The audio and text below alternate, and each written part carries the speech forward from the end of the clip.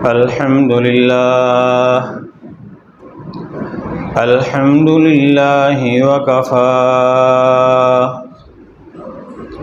وسلام على عباده الذين اصطفى خصوصا على سيد الأنبياء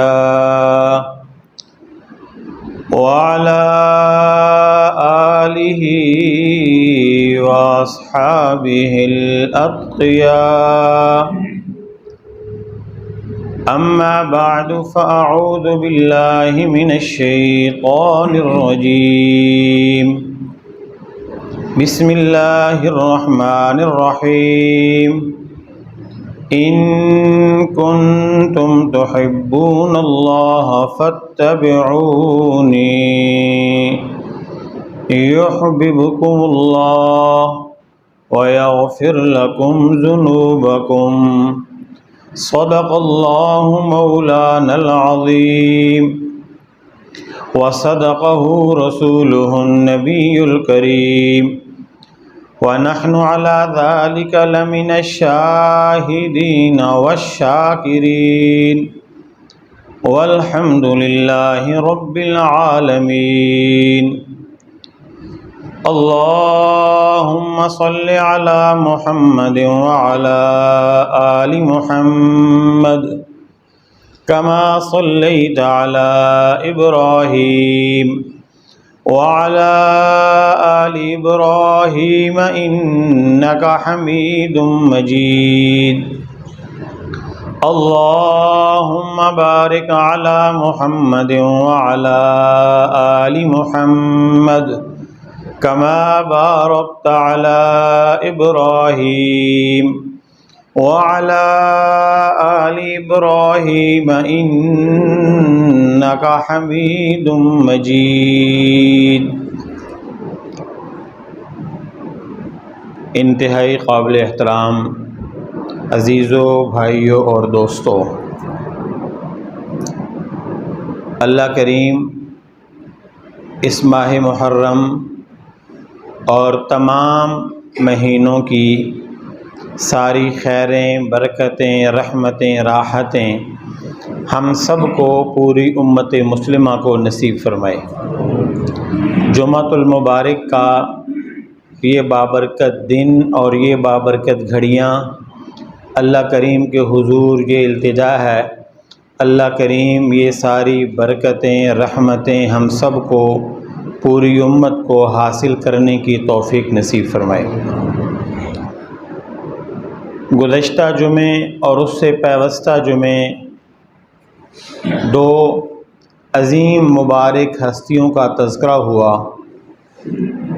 گزشتہ جمعے سیدنا امام حسین رضی اللہ تعالیٰ عنہ کی شہادت اور ان کی زندگی مبارک کے کچھ پہلو آپ کے سامنے رکھے تھے، اور اس سے پہلے جمعے کو سیدنا حضرت عمر فاروق رضی اللہ تعالیٰ عنہ کی شہادت اور ان کی زندگی کے کچھ پہلو، ان دونوں مبارک ہستیوں کے ذکر کے دوران تذکرہ ہوا تھا سیدنا امام حسن رضی اللہ تعالیٰ عنہ کا، اور عرض کیا تھا اللہ کریم قبول فرمائے اور توفیق عطا فرمائے، اگلی نشست میں امام حسن رضی اللہ تعالیٰ عنہ کی مبارک زندگی کے چند پہلو عرض کروں گا، اور یہ سب عرض کرنے کا مقصد یہی ہے کہ اللہ کریم ان مبارک، پاکیزہ، مقدس، منزہ ہستیوں کا ذکر کرنے کی، ان کی سیرت، ان کی صورت، ان کا کردار، ان کے اقوال، ان کے اعمال، ان کے افعال ہم سب کو کما حق ہو کہنے، سننے، سمجھنے اور عمل کرنے کی توفیق نصیب فرمائے، کہ بالکل پوری کائنات میں آخری نبی کے یہی وہ عظیم اور مقدس پیروکار تھے کہ جو ان کی سیرت کو، صورت کو، کردار کو، اقوال کو، افعال کو، اعمال کو جتنا جتنا اپناتا چلا جائے گا اتنا اتنا رب کی بارگاہ میں کامیاب ہوتا چلا جائے گا۔ تو سیدنا امام حسن رضی اللہ تعالیٰ عنہ امام الانبیاء صلی اللہ علیہ وسلم کی، آپ صلی اللہ علیہ وسلم کے نواسوں میں بڑے نواسے، آپ کے دامادوں میں جو چوتھے داماد حضرت علی تھے یہ ان کے صاحبزادے رضی اللہ تعالیٰ عنہ، اور آپ کی بیٹیوں میں جو چوتھی بیٹی حضرت فاطمہ تھیں یہ ان کے صاحبزادے ہیں رضی اللہ تعالیٰ عنہ۔ ماں فاطمہ بنت محمد صلی اللہ علیہ وسلم، والد علی بن ابی طالب رضی اللہ تعالیٰ عنہ، اور اس مبارک جوڑے کی، جس مبارک جوڑے کا نکاح اللہ کے پیارے حبیب صلی اللہ علیہ وسلم نے پڑھایا، جن کے لیے شادی کا خرچ، اور آپ کے زبان میں اس کو کیا کہیں گے، جہیز کا خرچ یا شادی کا خرچ یا دعوت کا خرچ یا اور دولہے کی طرف سے جو ہوتا ہے وہ والا خرچ حضرت ابو بکر صدیق، حضرت عمر فاروق اور سیدنا عثمان بن عفان رضی اللہ تعالیٰ عنہ نے کیا تھا، جن کا مبارک نکاح اللہ کے نبی نے پڑھایا، جن کے شادی کا خرچ ابو بکر، عمر، عثمان نے اٹھایا، اور وہ عظیم جوڑا جس کے متعلق میرے آقا نے فرمایا صلی اللہ علیہ وسلم، فاطمہ بضعۃ منی، فاطمہ میری جگر کا ٹوٹا ہے۔ اور حضرت علی کے متعلق فرمایا، اے علی انت علی مقابلۃ منزلتی فی الجنہ، علی جنت میں تمہارا گھر میرے گھر کے سامنے ہوگا۔ یہ اس خواب کی بات نہیں، اس دنیا میں جاگتی آنکھوں، سنتے کانوں پیارے آقا صلی اللہ علیہ وسلم نے فرمایا، اور سیدنا علی ابن ابی طالب رضی اللہ تعالیٰ عنہ نے سنا۔ یہ تھے والدین۔ پہلا بیٹا پیدا ہوا تو بیٹے کا نام حضرت علی، چونکہ جنگجو مزاج کے تھے اور لڑاکا طبیعت تھی، ویسے تو نہیں ان کا لقب حیدر کرار پڑا اور جو ہے وہ شیر خدا پڑا، وہ ویسے تو نہیں پڑا، ہاں درمیانے قد کے مالک، بڑی اور گھنی داڑھی تھی حضرت علی رضی اللہ تعالیٰ عنہ کی۔ یعنی وہ جو مسئلہ ہے نا، وہ تو کم از کم یہ ہے کہ آپ ایک مٹھی کے برابر رکھیں، یہ کم از کم ہے، اس سے پیچھے کی شریعت میں گنجائش نہیں۔ ہاں وہ جو کر رہے ہیں پتہ نہیں کہاں سے پڑھ رہے ہیں، کہاں سے کر رہے ہیں، وہ جانے، ان کا کام جانے، اس سے کم کی گنجائش نہیں۔ اور سیدنا حضرت علی رضی اللہ تعالیٰ عنہ کی سیرت اللہ نے کبھی موقع دیا تو عرض کروں گا انشاءاللہ، اب ضمناً بات آگی تو عرض کر دوں۔ داڑھی مبارک بڑی اور گھنی، مبارک سینہ داڑھی کے نیچے چھپا ہوا تھا یا ڈھکا ہوا تھا یوں کہہ لیں، اور طبیعت جنگجو طبیعت کے مالک تھے، مزاج کے مالک تھے۔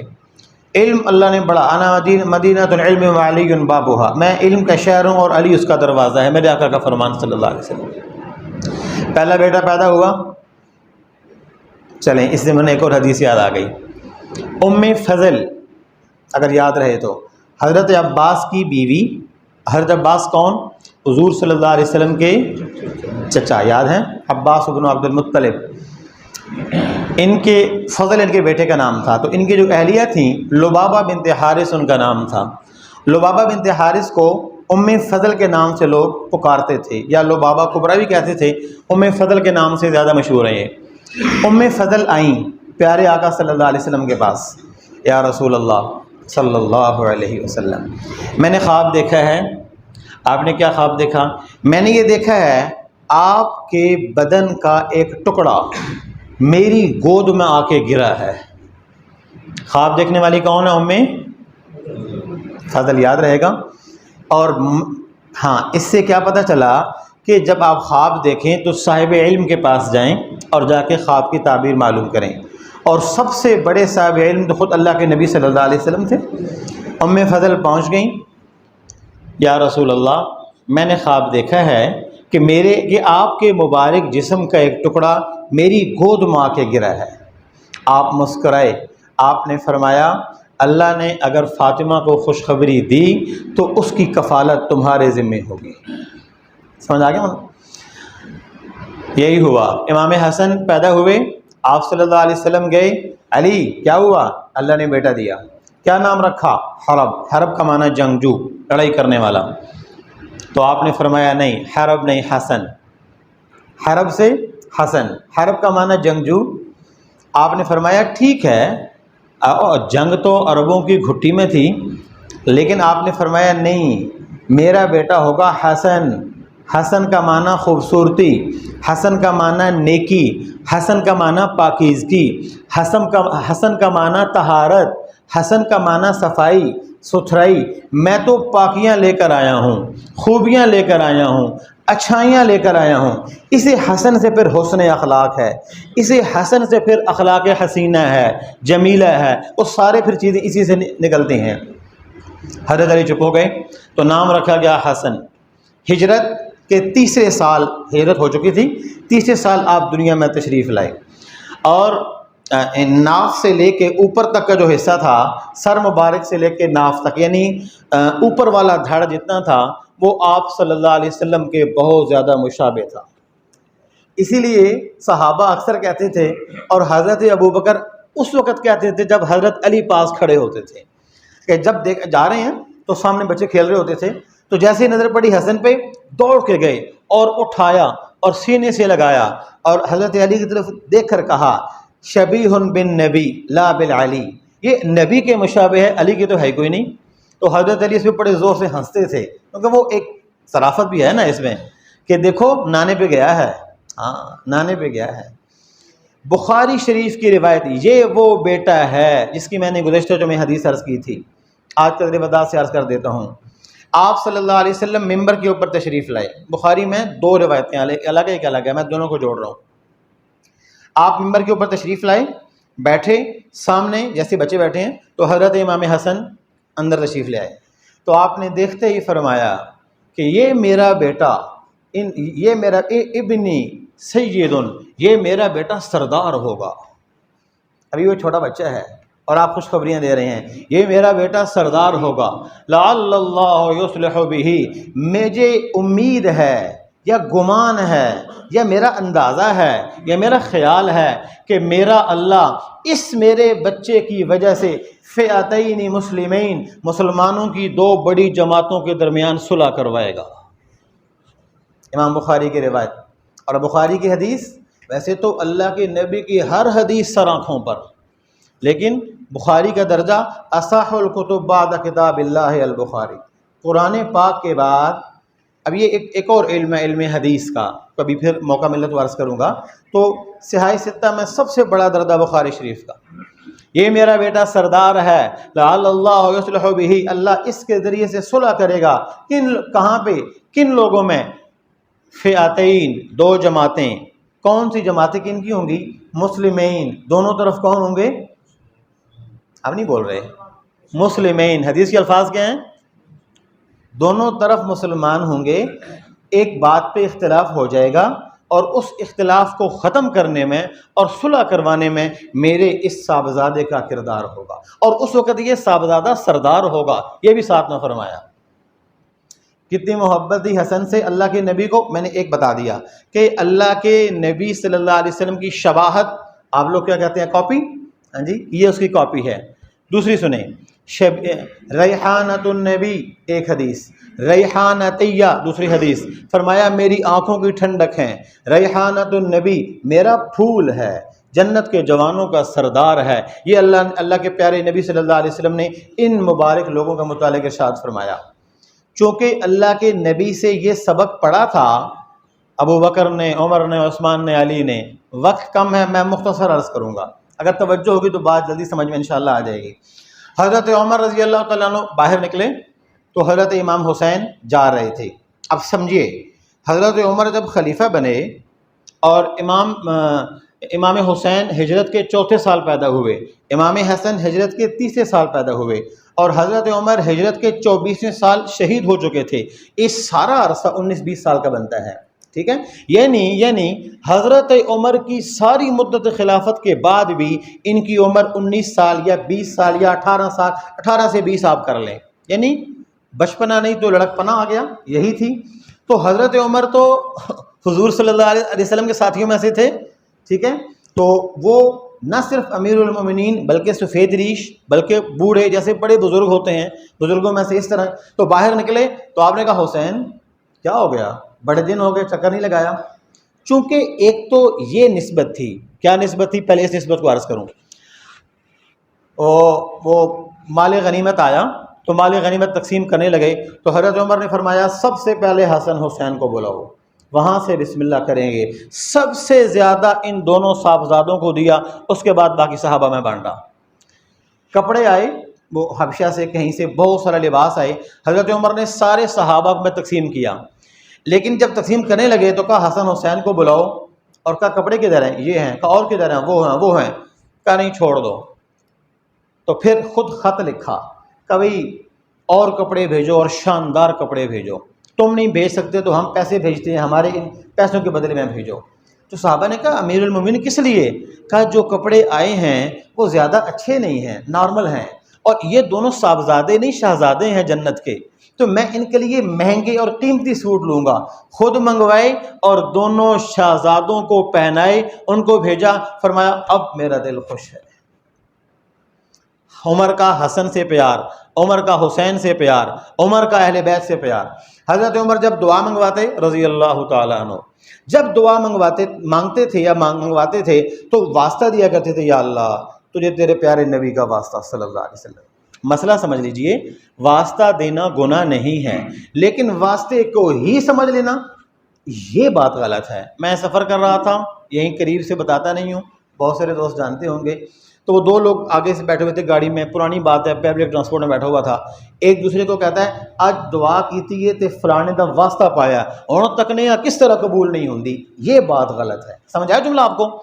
یعنی میں نے دعا میں فلانے بزرگ کا، پیر کا، استاد کا، پیغمبر کا، صحابی کا، تابعی کا، نبی کا نام لیا، اب دیکھتا ہوں کیسے ایسی کی تیسی قبول نہیں ہوتی۔ بتاؤ کوئی اللہ کو مجبور کر سکتا ہے؟ یہ بات غلط ہے۔ اتنا اوپر نہیں، عقیدت رہنی چاہیے، اتنا اوپر نہیں چلے جانا چاہیے۔ تو یوں عام حالات میں کہ تیرے پیارے نبی ہیں، صحابی ہیں، پیر ہیں، پیغمبر ہیں، بزرگ ہیں، غوث ہیں، کتب ہیں، ولی ہیں، تو حوالہ یا ان کی وہ واسطہ دینا گناہ نہیں ہے۔ وہ جب چیزیں اپنی حد سے باہر نکل جائیں تو پھر غلط ہو جاتی ہیں، اپنی حد میں رہے تو غلط نہیں ہوتے۔ تو حضرت عمر دعا مانگا کرتے تھے، یا اللہ جب تیرے نبی صلی اللہ علیہ وسلم تھے تو ہم تیرے نبی کو تجھے واسطہ دیا کرتے تھے، آج تو نے نبی کو اپنے پاس بلا لیا، تو اے اللہ یہ میرے پاس جو بیٹھے ہیں یہ ان کے چچا ہیں عباس اور ان کے رشتہ دار ہیں، حضور کی اس رشتہ داری کا واسطہ ہماری دعا قبول فرما۔ سمجھ آ گیا مسئلہ؟ کہ عمر کون؟ عمر فرمایا میرے بعد کوئی نبی نہیں ہوتا تو یہ عمر ہوتا۔ 17 قرآن کی آیتیں، عمر کہتے تھے یا رسول اللہ یہ کہیں، حضور کہتے تھے اللہ کہے تو کہوں، ادھر اللہ کا فرشتہ آ گیا، عمر کہتا ہے ایسے کر دو۔ 17 قرآن کی آیتیں ایسی ہیں۔ اہل بیت سے محبت، حضرت عمر رضی اللہ تعالیٰ عنہ کے سامنے ایک شخص نے حضرت علی کی شان میں کچھ نازیبہ الفاظ کہے تو حضرت عمر کے چہرے کا رنگ ایک دم سرخ، غصے میں آئے اور بلائے ادھر آ۔ یہ اشارہ کیا آپ صلی اللہ علیہ وسلم کے مبارک روزے کی طرف، اس وقت روزہ نہیں تھا، قبر مبارک تھی۔ کہ ان قبر والوں کو جانتے ہو؟ کہ جانتا ہوں۔ کہ کون ہیں؟ کہ یہ میں جانتا ہوں، یہ محمد ابن عبداللہ، اور پھر نام لیا عبد المطلب ہے، محمد بن عبد المطلب ہے، یوں سمجھ لیجئے کہ جن کے بارے میں تم نے یہ کہا یہ کون ہے؟ یہ علی ابن ابی طالب ابن عبد المطلب ہیں۔ تو یہ بھی ابو عبد المطلب کا پوتا، یہ بھی عبد المطلب کا پوتا، یہ بھی اسی خاندان کے چشم و چراغ، یہ بھی اسی خاندان کے چشم و چراغ، تم ان کو تکلیف دیتے ہو گویا تم ان کو تکلیف دیتے ہو۔ خبردار اہل بیت کے بارے میں کوئی جملہ کہو، جو اہل بیت کی گستاخی کرے گا، جو ان کے بارے میں کوئی لفظ بولے گا، بلکہ یوں کہوں ان کو کسی قسم کی تکلیف پہنچائے گا، گویا وہ اللہ کے پیارے حبیب صلی اللہ علیہ وسلم کو تکلیف پہنچا رہے ہیں۔ یہ مسئلہ کس نے بتایا؟ حضرت۔ اب دنیا میں 1400 ساڑھے 1400 سال بعد اللہ کے بندے کچھ ایسے پیدا ہو گئے جو کبھی عمر کا ایمان ناپتے ہیں، کبھی اہل بیت کی محبت کو ترازو میں تولتے ہیں۔ بھابا اپنی فکر کرو، یہ ساری مقدس ہستیاں تھیں، یہ ساری پاک ہستیاں تھیں۔ حضرت عمر آئے ایک موقع پہ، حضرت علی سے کہا علی ایک بات کہنی ہے۔ جی کہیے۔ مجھے آپ کی بیٹی کا رشتہ چاہیے۔ کہا آپ میرے سے بھی عمر میں بڑے، وہ بہت چھوٹی۔ کہا یہ تو میں بھی جانتا ہوں، لیکن میں جب رب کے دربار میں جاؤں تو تمہارے خاندان کا ایک رشتہ ایسا میرے پاس ہو، عمل تو پتہ نہیں کہاں ہوں گے، تمہارے خاندان کی نسبت مجھے وہاں بخشوائے گی۔ کس نے کہا؟ میرے بعد کوئی نبی نہیں، نبی ہوتا تو عمر ہوتا۔ اہل بیت سے، اہل بیت کی طرز پہ محبت کیجئے۔ تمام صحابہ اہل بیت کے غلام تھے، کوئی اہل بیت کا گستاخ نہیں تھا رضی اللہ تعالیٰ عنہم اجمعین۔ حضرت علی گھر آئے، اپنے دونوں صاحبزادوں حسن حسین سے مشورہ کیا، تو انہوں نے کہا جی ان سے بھی پوچھ لیں جن کا، کہا بھائی آپ ان سے پوچھو، تم ان کے بھائی ہو، مجھے بتاؤ۔ اسی وقت انہوں نے کہا اے ابا جان، آپ کے ہوتے ہوئے ہم کون ہوتے ہیں اس سے انکار کریں؟ اور حضرت عمر کا ایک بیٹا زید، ایک بیٹی رقیہ، وہ اس بیٹی سے، اس بیوی سے ہے جو حضرت علی رضی اللہ تعالیٰ عنہ کی صاحبزادی ہے۔ رشتہ بن گیا کہ نہیں بن گیا بتائیے؟ اور کتنا گہرا رشتہ بنا، اللہ نے اولاد بھی پھر دی۔ یہ نسبتیں، یہ قسمتیں اللہ نے ان مبارک ہستیوں، دوستی، تعلق، اکرام، احترام تھا تو یہ رشتہ بنانا۔ دشمنوں کو کوئی رشتہ دیتا ہے؟ مخالفوں کو کوئی رشتہ دیتا ہے؟ علی کی تو مخالفت کوئی نہیں تھی، حسن کی بھی کوئی نہیں تھی، حسین کی بھی کوئی نہیں تھی، کس کی ہے؟ اپنا انجام خود سوچے۔ اس سے آگے چلیں، امام حسن رضی اللہ تعالیٰ عنہ، کیونکہ وقت اب کم ہے۔ حضرت علی رضی اللہ تعالیٰ عنہ، میں نے بتایا تھا آپ کو کہ حضرت ابو بکر کے دور میں رضی اللہ تعالیٰ عنہ خلافت مدینہ منورہ میں، دارالخلافہ مدینہ تھا۔ حضرت عمر کے دور میں مدینہ تھا، حضرت عثمان کے دور میں مدینہ تھا، حضرت علی کے دور میں مدینے سے کوفہ منتقل ہو گیا تھا۔ کوفہ میں بھی بڑے اہل علم لوگ تھے، اور ظاہر ہے صحابہ رہتے تھے تو کیوں اہل علم نہیں ہوں گے، لیکن ہمیشہ یاد رکھیں جہاں پھول جتنا بڑا ہوتا ہے کانٹا اتنا گہرا ہوتا ہے، اور جس کنویں یا چشمے کا پانی جتنی گہرائی سے آتا ہے اتنا ہی میٹھا بھی ہوتا ہے۔ تو یہ ایک اصول ہے اللہ تعالیٰ کا، ایک فطرت ہے اس کائنات کی۔ تو حضرت علی کے دور میں دارالاسلام کا جو دارالخلافہ تھا منتقل ہوا کوفہ میں۔ تو حضرت علی جب شہید ہو گئے، اللہ کو پیارے ہو گئے، تو آپ کے بعد حضرت امام حسن رضی اللہ تعالیٰ عنہ انہوں نے لوگوں سے بیعت لینا شروع کی۔ 6 مہینے تک حضرت امام حسن خلیفہ راشد رہے۔ عام طور پہ کہتے ہیں نا کہ حضرت علی کے بعد خلافت نہیں تھی، نہیں تھی، حضرت علی کے بعد امام حسن خلیفہ تھے رضی اللہ تعالیٰ عنہ۔ کیوں؟ میرے آقا نے فرمایا تھا میرا یہ بیٹا سردار ہوگا۔ جس کی سرداری کی گواہی اللہ دے دے، اور جس کی سرداری کے متعلق اللہ کے نبی گواہی دے دیں، اور جس کی سرداری کا اعلان اللہ کے نبی کریں، حسن کی سرداری کے اوپر بھی ایمان ہے، حسن کے ہر فیصلے کے اوپر بھی ایمان ہے۔ امام حسن 6 مہینے تک خلیفہ رہے۔ 6 مہینے کے بعد وہ حضرت امیر معاویہ ان کے پاس آئے، ان کی آپس میں جب صلح ہوئی، حضرت امام حسن نے کھڑے ہو کے پورے اہل کوفہ سے کہا امام حضرت امیر معاویہ کے ہاتھ کے اوپر بیعت کرو۔ سارے کوفے والوں نے بیعت کی، سب نے بیعت کی، اور خود اپنے ساتھ ایک گھوڑے کے اوپر خود سوار ہوئے، ساتھ میں گھوڑے پہ امیر معاویہ کو سوار کیا، چونکہ وہ ان کے والد کے ہم پلہ تھے، یہ ان کے بھتیجوں کی جگہ پہ آتے تھے، لے کے پورے کوفے میں چکر لگوایا اور سب کو بتایا کہ جس ہاتھ پہ حسن نے بیعت کی پورا کوفہ اس ہاتھ کے اوپر بیعت کرے۔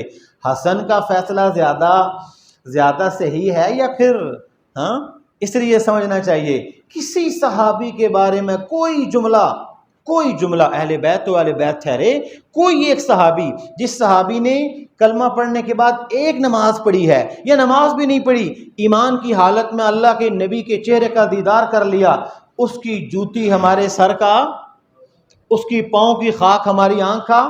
کیوں؟ یہ نبی کے غلام تھے، جو نبی کے غلام ہیں وہ ہمارے۔ یہ ہوا حضرت جب خلافت ان کے سپرد کر دی، پھر اپنے بھائی حسین کو لیا، اور امام حسین چونکہ اب ساری خلافت منتقل ہو گئی تھی امیر معاویہ کی طرف رضی اللہ تعالیٰ عنہ، اور اپنے سارے خاندان کو لے کے واپس مدینہ الرسول صلی اللہ علیہ وسلم مدینہ منورہ پہنچ گئے، جہاں پہ نانا جی کی قبر، ان کا مزار، ان کا روزہ آج بھی موجود ہے، اور رہتی دنیا تک موجود رہے گا۔ علم کا، امن کا، نور کا، کامیابی کا، ہدایت کا، وہ سارا نور، وہ ہدایت کا چشم و چراغ جس کی جگہ، اس مقدس جگہ کی برکت سے اللہ پوری کائنات میں برکتیں بکھیرتا ہے، جو اس نور کی برکت سے اللہ پورے جہانوں کو منور کرتا ہے، اس ہدایت کی برکت سے اللہ جہانوں کو ہدایت عطا فرماتا ہے۔ اللہ ہمیں بھی اس سنہری جالی، اس سبز گنبد، اس مدینہ الرسول، ان خلیفۃ الرسول، ان اصحاب رسول، ان ازواج رسول، ان اہل بیت رسول، ان مقدس ہستیوں کی سیرت کو، صورت کو، سنت کو، کردار کو سیکھنے کی، سننے کی، عمل کرنے کی، اور اس کو ساری دنیا میں پھیلانے کی توفیق نصیب فرمائے۔ ہمارے